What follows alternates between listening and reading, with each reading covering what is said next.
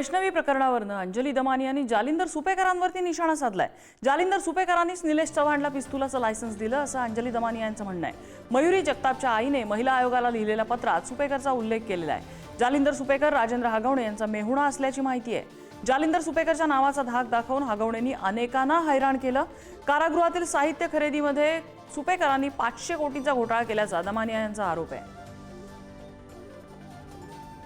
एक व्यक्ती आहे ज्यांनी पदोपदी या कुटुंबाला मदत केली होती, ते म्हणजे आयजी जालिंदर सुपेकर।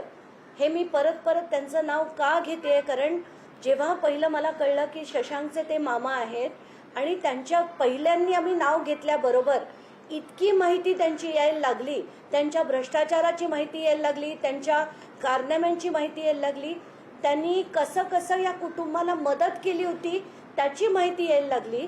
आणि आत्ताच्या घटनेला पहिलं मला हेच सांगायचं आहे की निलेश चव्हाणला पिस्तूल लायसन्स हे सुपेकरांनी दिलं।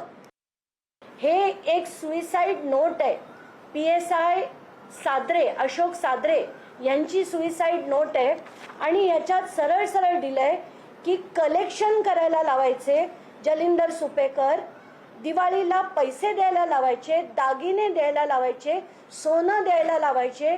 म्हणजे जसं हगवणे कुटुंब लोभी होतं तसंच हे सुपेकर सुद्धा लोभी होते आणि प्रत्येक गोष्टीत त्यांचं समर्थन होतं, त्यांची ताकद ही हगवणे कुटुंबाच्या मागे होती, म्हणूनच ते सगळं करू शकत होते।